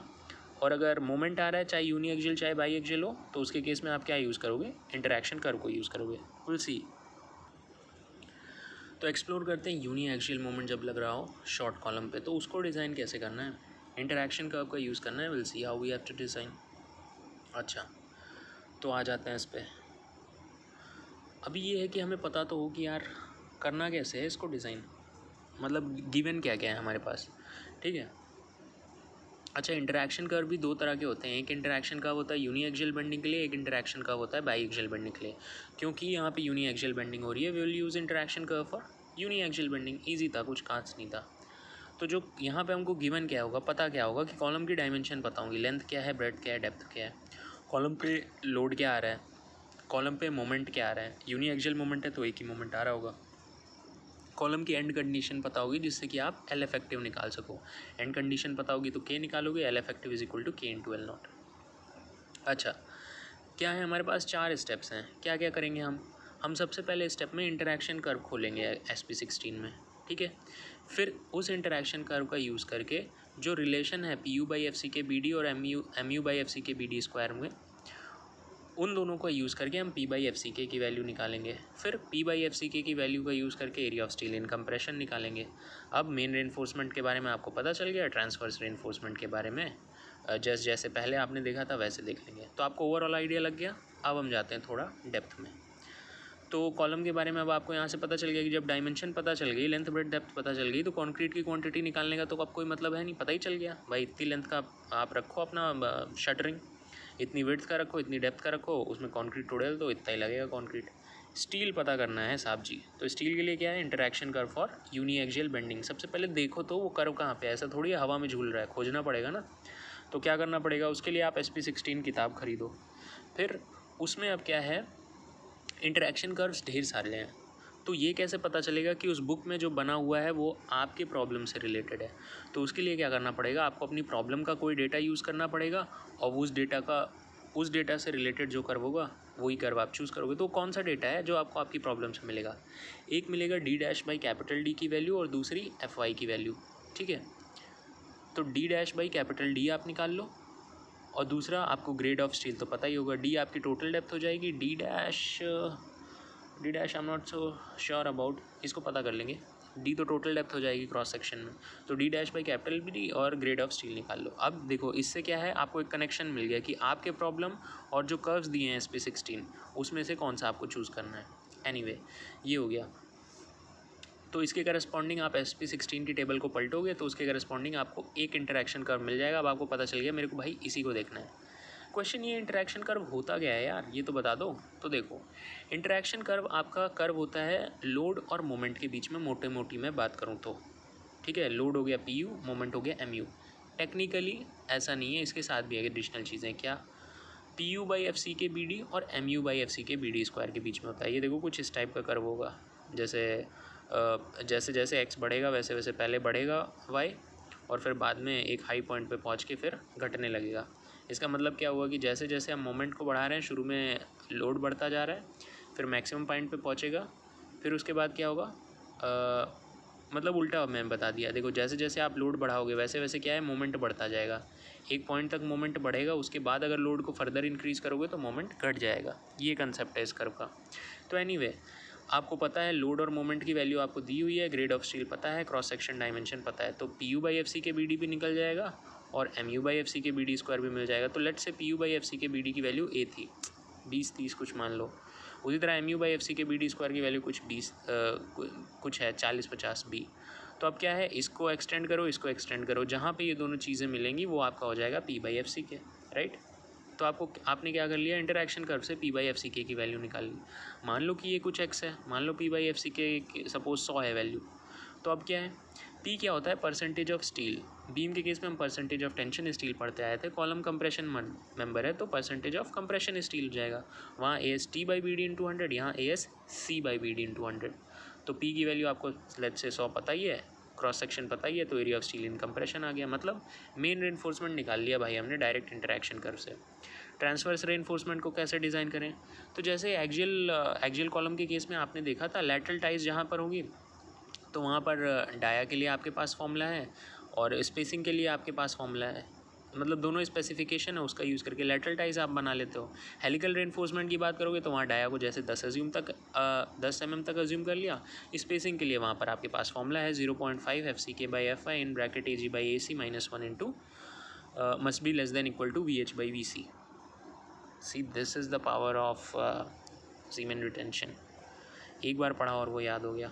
This was something that was missing earlier. मुझे क्लियर कट डिस्टिंक्शन मिलता है। एनीवे फिलॉसफी से हट जाते हैं। तो हमने यूनी एक्सियल मोमेंट के लिए आपको बता दिया मेन स्टील और ट्रांसवर्स स्टील कैसे करना है। अब हम आते हैं कि शॉर्ट कॉलम पे अगर दो मोमेंट लग रहे हो एक साथ, बाई एक्सियल मोमेंट, तो यहाँ पे इंटरेक्शन कर्व उसी हिसाब से बदल जाएगा। यहाँ पे आपको by axial interaction curve use करना पड़ेगा, राइट, बाई एक्सियल बेंडिंग के लिए। एनीवे गिवन क्या है, हमको कॉलम के बारे में पता क्या है। यहाँ पे बाई एक्सियल बेंडिंग को एक बार फिर से बता देता हूँ। सपोज़ ये एक्स एक्सिस है, ये वाई एक्सिस है कॉलम के क्रॉस सेक्शन में। अब सपोज़ जो लोड है वो अगर सेंटर से पास करता जा रहा होता, सेंट्रॉइड से, तब तो it would have been axial load, लेकिन वैसा इंश्योर करना बहुत मुश्किल है। अगर पर्टिकुलरली किसी एक्सिस पे होगा तो एक ही डायरेक्शन में मूवमेंट आएगा, लेकिन इस एक्सिस को छोड़ के अगर आप किसी भी और भी पॉइंट पे आएगा तो उसका एक्स कंपोनेंट वाई कंपोनेंट, मतलब ऐसे भी रोटेट करेगा, ऐसे भी रोटेट सही वर्ड नहीं है, ऐसे भी मूवमेंट आएगा, ऐसे भी मूवमेंट आएगा। दैट मीन्स हियर हम वही केस अज्यूम कर रहे हैं कि बाई एक्सियल बेंडिंग हो रही है। तो पहले ये तो देख लें कि भैया हमको पता क्या है, कॉलम की डायमेंशंस पता है, which means no need to design concrete, only main steel and transverse steel has to be design. Load आपको पता है कॉलम पे कितना लोड आ रहा है, कितना मोमेंट आ रहा है, एंड कंडीशन पता है तो आप एल इफेक्टिव निकाल लोगे, राइट। अच्छा, तब क्वेश्चन है कि यार कंसेप्ट क्या है। तो देखो भाई डिज़ाइन करने में इसमें बेसिक कंसेप्ट क्या है, मैं थोड़ा सा इसको कंपेयर करके आपको समझाता हूँ। देखो जब यूनी एक्सियल मोमेंट लग रहा था तो आपने क्या किया था, तो आपने कुछ नहीं किया था, आपने इंटरेक्शन कर्व में एक्स और वाई एक्सिस निकाली थी, यानी लोड और मोमेंट निकाला था, इसका यूज़ करके आपने P/FC निकाला और मतलब वहाँ से परसेंटेज स्टील आपको मिला जिससे आपने एरिया ऑफ स्टील निकाला। यहाँ पर अंतर क्या होगा कि यहाँ पे आप पहले परसेंटेज ऑफ स्टील को अज्यूम करोगे और उसका यूज़ करके मोमेंट निकालोगे, उल्टा है, ठीक है। वहाँ पे मोमेंट और लोड पहले पता था, उसका यूज़ करके P/FC की वैल्यू निकाली परसेंटेज यूनिएक्सियल बेंडिंग के केस में, कॉलम के केस में। बाई एक्सियल बेंडिंग के केस में आप पहले परसेंटेज स्टील को अज्यूम कर लोगे और लोड आपको पता ही रहेगा, इन दोनों का यूज़ करके आप मोमेंट निकालोगे, तो ये उल्टी चीज़ है, ठीक है। अब क्वेश्चन ये यहाँ पे मोमेंट अलग से निकाल रहे हो, क्यों? इसका मतलब किसी मोमेंट वाली इक्वेशन को सेटिस्फाई करना होगा। तो अब हमने देखा कि बाई एक्सियल के केस में बिल्कुल कंसेप्ट उल्टा है यूनी एक्सियल के, वहाँ पे परसेंटेज निकालते हैं, यहाँ पे परसेंटेज अज्यूम करते हैं। तो हम क्या करेंगे, स्टील का एक सर्टेन परसेंटेज अज्यूम कर लेंगे कि जो area of steel in compression है, मानो 2% हम ले रहे हैं, पूरे क्रॉस सेक्शन के एरिया का सिर्फ 2% हम स्टील डालेंगे, ये अज्यूम किया। अब इस परसेंट के लिए हम ये देखेंगे कि क्या ये एक इक्वेशन को सेटिस्फाई करता है या नहीं, ठीक है। तो अगर करता है तो सही है, नहीं करता है तो फिर उसको कराना पड़ेगा, मतलब ये एक ट्रायल एरर मेथड बन गया। तो क्वेश्चन ये है कि मैं क्यों किसी इक्वेशन को सेटिस्फाई कर रहा हूँ, कौन सी इक्वेशन है वो इक्वेशन वही सदियों पुरानी वाली है, design action less than equal to design strength. जो हर जगह होता है वो यहाँ पर भी है, बस ये है कि उस इक्वेशन को लिखने का तरीका अलग सा है। बीम के केस में डिज़ाइन एक्शन बेंडिंग मोमेंट होता था, डिज़ाइन स्ट्रेंथ क्या होता था, MU लिमिटिंग होता था, तो हम उस तरह से कर लेते थे, ठीक है। 0.138 FC के BD² वो तो कर लेते थे। यहाँ पे design action less than equal to column के केस में design action less than equal to design strength, इसको अलग तरह से यूज़ किया है, ठीक है। Design action less than equal to design strength, इस डिज़ाइन स्ट्रेंथ को नीचे ले आओगे तो क्या बन जाएगी बात, design action by design strength less than equal to 1। तो डिज़ाइन एक्शन है क्या इसमें, तो भैया आप प्रॉब्लम स्टेटमेंट तो पढ़ो, सीधी सी बात है, आपको ऐसा कॉलम डिज़ाइन करना है जिसमें एक्सियल लोड के साथ बाई एक्सियल बेंडिंग हो रही है। बाई एक्सियल बेंडिंग मतलब एक्स एक्सिस के भी अलॉन्ग हो रही है, वाई एक्सिस के अबाउट भी हो रही है। तो let's call it MUX and MUY, ये दो तरह के बेंडिंग मोमेंट हैं जो हमारे कॉलम पर आ रहे हैं। तो इन दो कॉलम को रेजिस्ट करने के लिए आपके बीम की कॉलम की कुछ कैपेसिटी होगी। तो क्या कैपेसिटी है, जो एक्स डायरेक्शन में रेजिस्ट करने की कॉलम की कैपेसिटी है वो है MUX1, जो वाई डायरेक्शन में रेजिस्ट करने की कैपेसिटी है MUY1। अब बस इसको आप अपने स्टैंडर्ड फॉर्मूले में डाल दो, design action less than equal to design strength. तो जब design action by design strength करोगे तो वो लेस देन इक्वल टू 1 आ जाएगा। क्योंकि ये बाई एक्सियल बेंडिंग है, इसलिए इस फॉर्मूले को आपको एक्स एक्सिस और वाई एक्सिस दोनों के अबाउट लगाना पड़ेगा। That is design action by design strength about X axis plus the same thing about Y axis should be less than equal to 1। अब देखो आपको इक्वेशन मिल जाएगी। क्या है इक्वेशन, MUX, सबसे पहले एक्स एक्सिस के लॉन्ग लगाते हैं, तो डिज़ाइन एक्शन MUX हो गया divided by design strength MUX1 bracket में की power alpha N plus Y axis के अलॉन्ग लगाते हैं, डिज़ाइन एक्शन हो गया MUY divided by design strength MUY1 bracket की power alpha N must be less than equal to 1। ख़त्म, बस इतनी सी चीज़ है।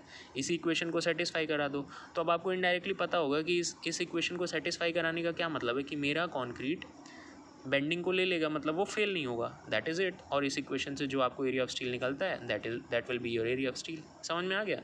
तो ये इक्वेशन कुछ नहीं है, बस कंडीशन है सेफ्टी की। अच्छा, अब इस इक्वेशन को जितना आसानी से लिख दिया, इसके इंडिविजुअल टर्म्स कैसे निकालें हम, ये सब कैसे पता चलेगा, MUX MUX1।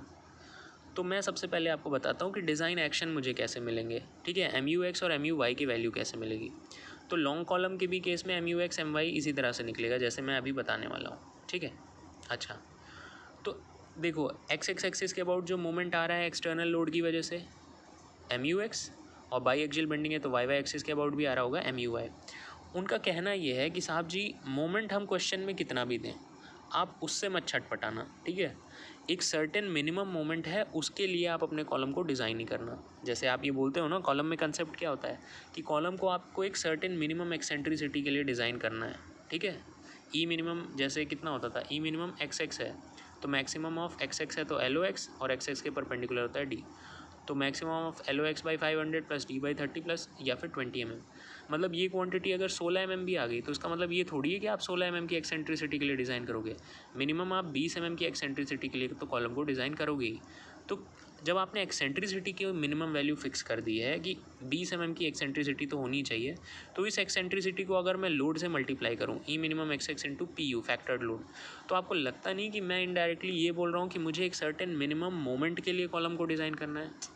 अब मैं एक लाइन में बोल देता हूँ कि अगर आप बोल रहे हो कि मिनिमम एक्सेंट्रिसिटी के लिए कॉलम को डिज़ाइन करना है, इसका मतलब आप इनडायरेक्टली ये बोल रहे हो कि सर्टेन मिनिमम मोमेंट के लिए कॉलम को डिज़ाइन करना है। That is it.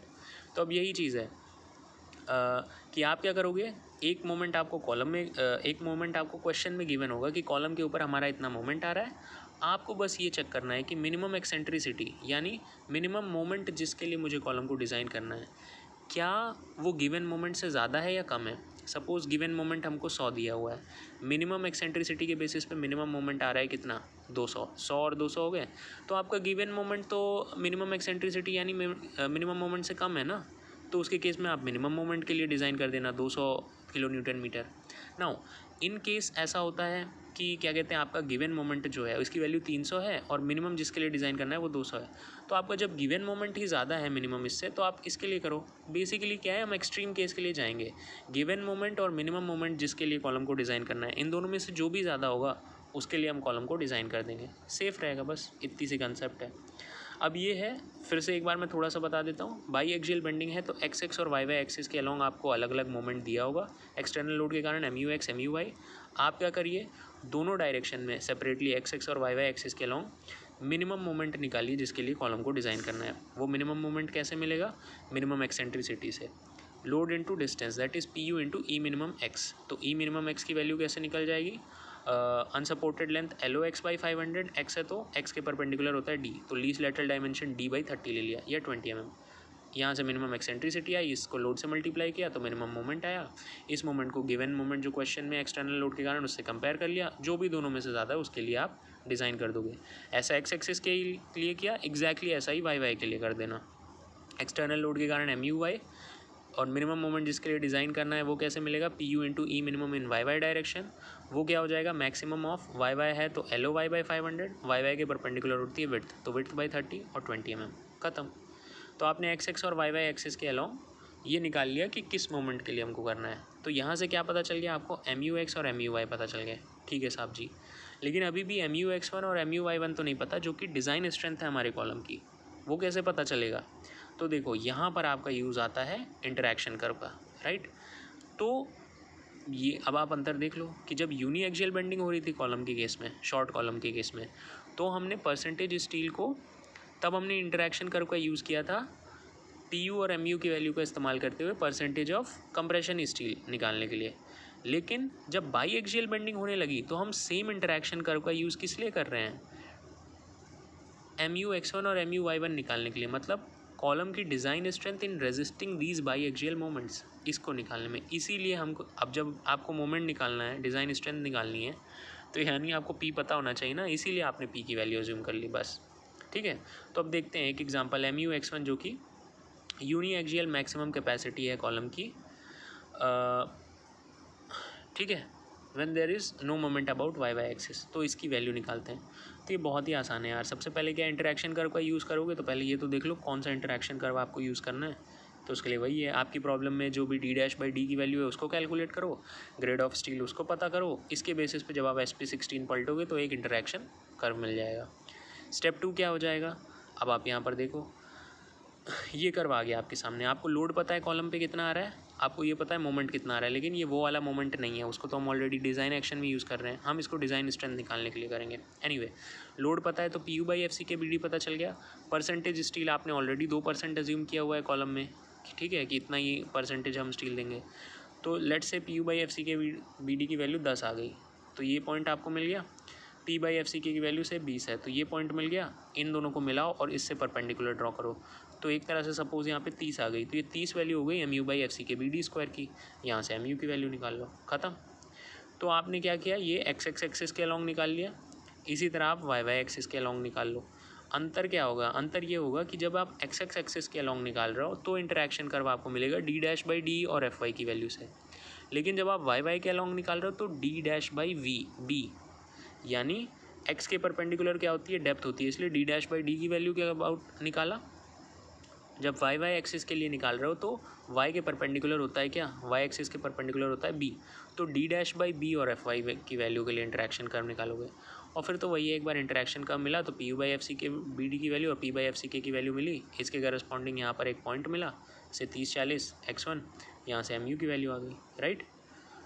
तो बस इंटरेक्शन कर्व कैसे निकाल रहे थे, mu(x1) और mu(y1), उसी के बीच में अंतर है। x की परपेंडिकुलर है d, तो यहाँ पे d'/d और fy की वैल्यू से, mu(y) में y के परपेंडिकुलर है b, तो d'/b और fy की वैल्यू से। एनीवे तो आपने डिज़ाइन एक्शन mu(x) mu(y) निकाल लिया, ठीक है, उसको मिनिमम एक्सेंट्रिसिटी यानी मिनिमम मोमेंट से कंपेयर करते हुए। mu(x1) mu(y1) आपने निकाल लिया इंटरेक्शन कर्व का यूज़ करके, based on the value of percentage steel that you assume. अब ये ऊपर अल्फा एन क्या है, तो अल्फा एन की वैल्यू आपको निकलेगी लोड रेशियो से। क्या है लोड रेशियो, डिज़ाइन एक्शन और डिज़ाइन स्ट्रेंथ। यहाँ पे भी है, ऊपर डिज़ाइन एक्शन नीचे डिज़ाइन स्ट्रेंथ। तो पी यू क्या हो गया, एक्सटर्नल लोड जो है, तो उसको फैक्टराइज कर दो, इंक्रीज़ कर दो 1.5 से मल्टीप्लाई करके। और पी यू जेड क्या है, डिज़ाइन स्ट्रेंथ, मतलब कॉलम की लोड लेने की कैपेसिटी। तो पी यू जेड का फॉर्मूला तो हम ऑलरेडी यूज़ कर चुके हैं ना एक्शियल लोड के केस में। P U Z is equal to 0.45 F C के into A C plus 0.75 F I into S C. ये याद रखने की ज़रूरत नहीं है, मतलब जस्ट जान लो। तो आपको क्या हुआ, पी यू जेड की वैल्यू पता चल गई। अब अल्फ़ा एन जो आपको निकालना है versus P U by P Z जो आपने कैलकुलेट कर लिया है, इसके बीच में एक कर्व होता है। तो सपोज़ ये कर्व है, अब आपने P U by P Z की वैल्यू निकाली थी, पी यू जेड की वैल्यू निकाली थी सपोज़ 10 आई पी। तो इसको एक्सटेंड करो आप, ये कर्व पे जिस पॉइंट पे भी मीट करेगा उसको एक्सटेंड करो वाई पे अल्फ़ा एन पे, तो यहाँ से आपको अल्फ़ा एन की वैल्यू निकल गई, राइट। तो एम यू एक्स और एम यू वाई आपको निकला कैसे, डिज़ाइन एक्शन निकल गया, ये कंपेयर करते हुए कि जो गिवन मोमेंट हमको दिया हुआ है और मिनिमम एक्सेंट्रिसिटी से जो मिनिमम मोमेंट जिसके लिए डिज़ाइन करना है उनमें से जो ज़्यादा होगा उसका यूज़ करके M U X M U Y निकल गया। M U X one M U Y one कैसे मिल गया आपको, इंटरेक्शन कर्व में percentage of tension steel assume करते हुए हमको M U X M U Y one मिल गया। अल्फ़ा एन कैसे मिल गया, कर्व पर हमने लोड रेशियो का करस्पॉन्डिंग अल्फ़ा एन की वैल्यू निकाल ली P U by P Z के अकॉर्डिंग। अब क्या है, जब आपने ये पाँचों वैल्यूज़ निकाल दी, इसको इक्वेशन में डालो आप। अगर ये 1 से कम आता है तब तो सही है आपका, लेकिन ऐसा भी तो हो सकता है कि 1 से कम ना आए, चेक करना है। मतलब ये देखो 1 से कम आ गया मतलब कॉलम आपका सेफ़ है, मोमेंट बियर कर जाएगा बाई एक्सियल मोमेंट। लेकिन 1 से कम नहीं आया तो आपके हाथ में क्या है, आपके हाथ में परसेंटेज ऑफ स्टील है, आप इसको चेंज कर सकते हो। तो अगली बार परसेंटेज ऑफ स्टील बदलो, परसेंटेज ऑफ स्टील बदलने पे अब ये M U X M U Y alpha N ये तो सेम ही रहेंगे। M U X one M U Y one interaction curve के हिसाब से चेंज हो जाएगा परसेंटेज स्टील चेंज करने पे। तो क्या होगा, अब सपोज़ पहली बार 1 से ज़्यादा आ रहा था, 1.5 आ रहा था, मतलब डिनोमिनेटर बढ़ाना पड़ेगा ना। डिनोमिनेटर बढ़ाना है तो उस हिसाब से आपको क्या होगा, परसेंटेज स्टील चेंज करना होगा, चेंज करते जाइए।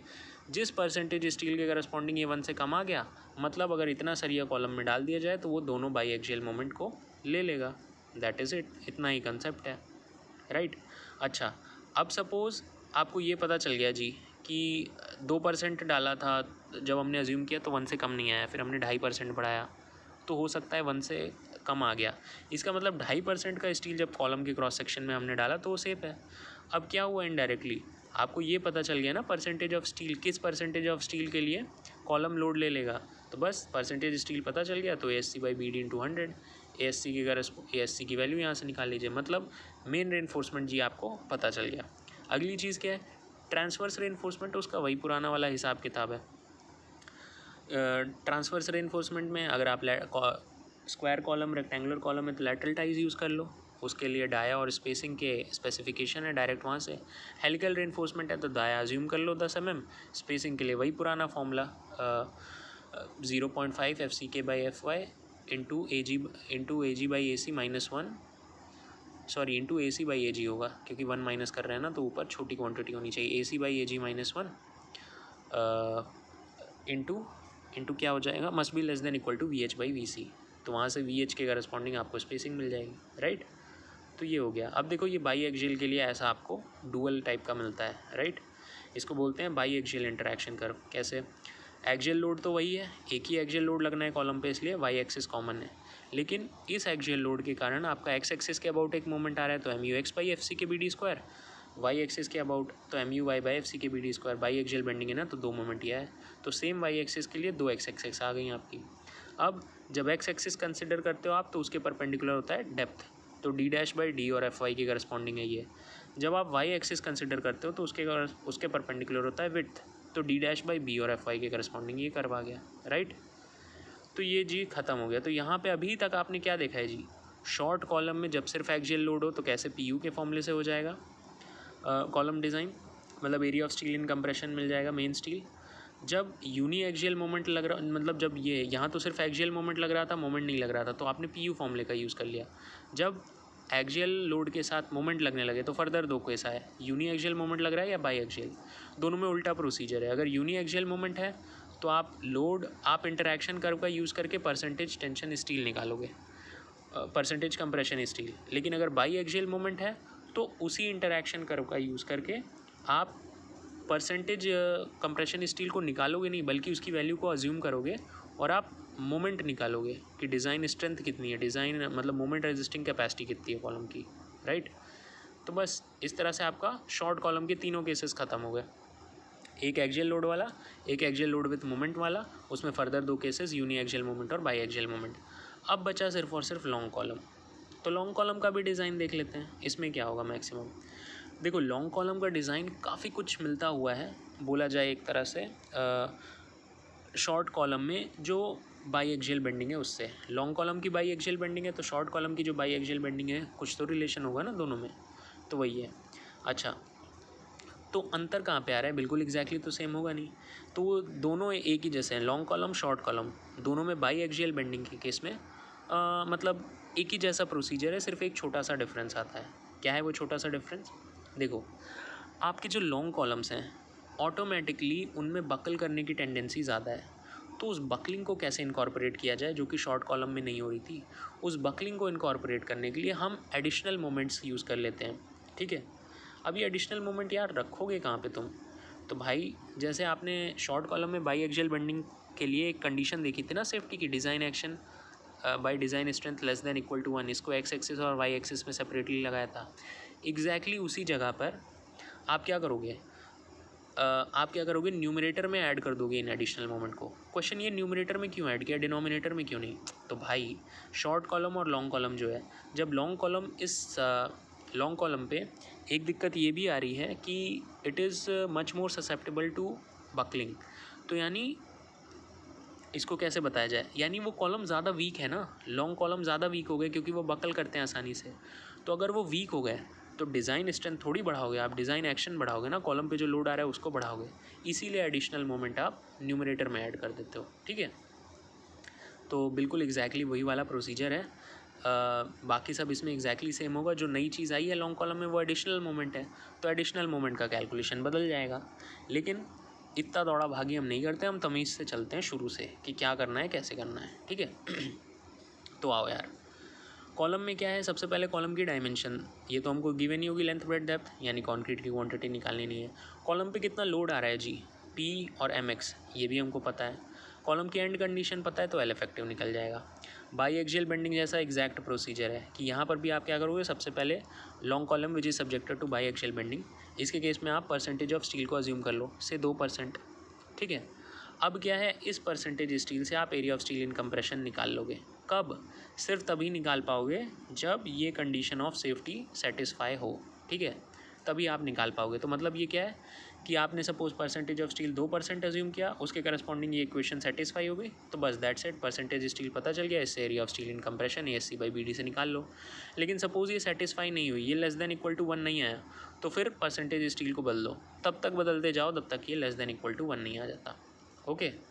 तो लेट्स से हमने 2% अज्यूम कर ली, अब कंडीशन ऑफ सेफ्टी लगाई। कंडीशन फॉर सेफ्टी क्या होगी, design action less than equal to design strength, that is design strength को नीचे लेके आए तो design action less than design action by design strength less than equal to 1। इसी को एक्स एक्सिस में अलग लगाएंगे, वाई एक्सिस में अलग।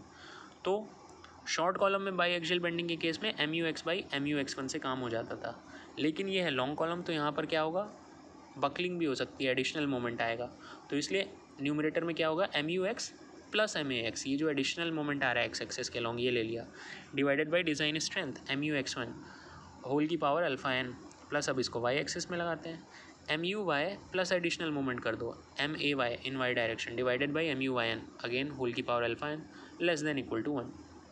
तो क्वेश्चन क्या है, अब ये मैं निकालूँ कैसे, MUX, MUX1, MAX। तो यार देखो ये बिल्कुल तमीज़ से बताया था, इसको क्या तुम बार बार मुझसे बुलवाओगे। MUX क्या हो गया, डिज़ाइन एक्शन, फिर भी जल्दी से बता देता हूँ। MUX और MUY कैसे निकलेगा, एक्सटर्नल लोड के कारण आ रहा है ये मोमेंट है, लेकिन हम क्योंकि हर कॉलम को सर्टेन मिनिमम एक्सेंट्रिसिटी के लिए डिज़ाइन करते हैं, तो उस एक्सेंट्रिसिटी को जब लोड से मल्टीप्लाई करोगे तो लोड इनटू डिस्टेंस, यानी एक सर्टेन मोमेंट के लिए डिज़ाइन करते हैं इनडायरेक्टली बोला जाए। तो जो आपका गिवन मोमेंट है उसको आप इस सर्टेन मिनिमम जो मोमेंट है एम यू एक्स मिनिमम, इसको ऑलरेडी बता चुका हूँ मैं शॉर्ट कॉलम में, तो वहाँ से आप देख लेना। इन दोनों में कंपेयर करना, जो भी ज़्यादा मोमेंट है, हमें तो वर्स्ट केस के लिए डिज़ाइन करना है ना, M U X given moment ज़्यादा है तो उसके लिए डिज़ाइन कर देना, सर्टेन मिनिमम मोमेंट जो आ रहा है ई मिनिमम की वजह से वो ज़्यादा है तो उसके लिए डिज़ाइन कर देना। तो ऐसे ही एक्स एक्सिस के अलॉन्ग अलग इस क्राइटेरिया को करना, वाई एक्सिस के अलॉन्ग अलग। तो इन दोनों से करके जो मैक्सिमम वैल्यूज़ आएँ उससे आपको एम यू एक्स और M U Y design action मिल गया। अब एम यू एक्स वन और एम यू वाई वन ये तो आपको बताया ही मैंने, इसीलिए कि इसको आप क्या करोगे, एम यू एक्स वन और एम यू वाई वन को, इसको आप निकाल लोगे interaction curve for biaxial bending. वहाँ से आप क्या करोगे, P U by F C के बी डी आपको पता ही है, लोड क्योंकि पता है, परसेंटेज आपने मान ही लिया है स्टील का 2%, तो P by F C K की वैल्यू पता है, इन दोनों वैल्यू के corresponding M U by F C के बी डी स्क्वायर यानी एम यू की वैल्यू आ जाएगी। तो इसको एक्स एक्सिस के अलॉन्ग अलग लगाना, वाई एक्सिस के अलॉन्ग अलग, तो डिनोमिनेटर भी पता चल गया। मतलब अब लॉन्ग कॉलम में जो नई चीज़ है वो है ये additional moment M A X और एम ए वाई, इसको कैसे निकाला जाए, ठीक है। तो इसका भी बड़ा आसान सा हिसाब किताब है। क्या है ये हिसाब किताब, अब ये है मोमेंट, एडिशनल मोमेंट है, तो additional moment biaxial bending है लॉन्ग कॉलम में, तो एक्स एक्सिस और वाई एक्सिस दोनों के अलॉन्ग अलग अलग निकलेंगे, M A X M A Y. कैसे निकलेंगे, मोमेंट का सबसे बेसिक फॉर्मूला मुझे तुम बताओ जो तुम्हें पता है, क्या है, लोड इनटू डिस्टेंस। तो वही तो किया है यहाँ पे, पी यू आपका फैक्टर्ड लोड हो गया, डी क्या हो गया आपका डिस्टेंस है। अच्छा ये कैसे है, जब आप, तो मतलब मैं थोड़ी देर के लिए बताता हूँ, लोड इनटू डिस्टेंस, तो जब यही काफ़ी है तो ये सब एक्स्ट्रा काम क्यों कर दिया, ये दोनों चीज़ें कांस्टेंट है डायमेंशनली, तो इतने से ही काम चल गया ना, लोड इनटू डिस्टेंस। तो लोड इनटू डिस्टेंस करने के बाद एक सर्टेन कांस्टेंट से डिवाइड और एक सर्टेन कांस्टेंट से मल्टीप्लाई, अब लेंथ और डेप्थ इनका रेशियो लोगे तो कट ही जाएगा ना, तो समझ गए। तो जब आप एक्स एक्सिस के अलॉन्ग निकालोगे तो ऑब्वियसली वही रूल है, एक्स के परपेंडिकुलर डेप्थ होती है तो डी का यूज़ करोगे, जब वाई एक्सिस के अलॉन्ग निकालोगे तो वाई के परपेंडिकुलर होती है विड्थ, तो बी का यूज़ करोगे, लेंथ आप एल ई एक्स ही यूज़ करोगे एक्स के केस में और वाई के केस में एल ई वाई की। इतनी इन्फॉर्मेशन को दिमाग में रखते हुए अब आपको आसानी से याद हो जाएगा। एडिशनल मोमेंट एक्स डायरेक्शन में क्या होगा, P U into D divided by 2000 multiply by L E X by D का होल स्क्वायर। वाई एक्सिस के along additional moment M A Y is equal to P U B by 2000 into L E Y by B का whole square. अब P U क्या है, factored load है, जो भी load दिया है उसको 1.5 से मल्टीप्लाई करो। एल ई एक्स कैसे निकलेगा, इफेक्टिव लेंथ, तो एंड कंडीशन के बेसिस पे के की वैल्यू पता चल जाएगी, के टाइम के एल नॉट, के पता चल जाएगा एंड सपोर्ट कंडीशन के बेसिस पे, और अनसपोर्टेड लेंथ क्वेश्चन में गिवन होगी। तो आपने एडिशनल मोमेंट भी निकाल लिए साहब जी। अल्फा एन मैंने आपको बताया, P U by B Z, P U by P U Z अगर आप निकाल लो design action by design strength, तो उसके करस्पॉन्डिंग कर्व से आपको अल्फा एन की वैल्यू मिल जाएगी। मतलब 1 2 3 4 5 6 7 8, ये आठों टर्म निकाल लो, इसको इसमें पुट करो। अगर इन चीज़ की क्वांटिटी 1 से कम आती है मतलब आपका जो लॉन्ग कॉलम है जी वो बाई एक्सियल बेंडिंग को झेल सकता है। तो और अगर सपोज़ ये नहीं आया 1 से कम, तो आपने जो एक ही चीज़ है आपके कंट्रोल में, परसेंटेज ऑफ स्टील, तो आप उसको चेंज करो। उसको चेंज करोगे तो M U X one M U Y one interaction curve से जो निकाले थे ये बदल जाएंगे, डिनोमिनेटर बढ़ेगा तो अपने आप ये 1 से कम होने लगेगा। तो इस तरह से परसेंटेज स्टील को चेंज करो कि डिनोमिनेटर बढ़ जाए बस। अब सपोज़ 2 पे नहीं आया आंसर आपका 1 से कम, आपने 2.5 कर दिया, तो 2.5 पे आ गया 1 से कम, इसका मतलब 2.5% का स्टील अगर हम कॉलम में डालें तो हमारा कॉलम क्या हो जाएगा, लॉन्ग कॉलम दोनों बाई एक्सियल बेंडिंग को ले लेगा। तो इससे आपको इनडायरेक्टली क्या पता चल गया कि परसेंटेज स्टील कितना, 2.5% लेना है। अब एक बार आपको परसेंटेज स्टील 2.5% पता चल गया तो इसको कर दो क्या, S C by B D into 100 के बराबर, तो area of steel in compression आ गया, ख़त्म। क्यों जी, ख़त्म हो गया ना। अब क्या है, मेन स्टील आपको पता चल गया, ट्रांसवर्स स्टील वही पुराना हिसाब किताब, लेटरल टाइज के लिए डाया और स्पेसिंग की स्पेसिफिकेशन है। हेलिकल रेनफोर्समेंट में डाया आप अज्यूम कर लो 10 mm, स्पेसिंग के लिए वही फॉर्मूला है 0.5 एफ सी के by F Y in bracket A C by A G -1 must be less than equal to V H by V C, right. अच्छा तो यहाँ पे आपका कॉलम ख़त्म हो गया जी।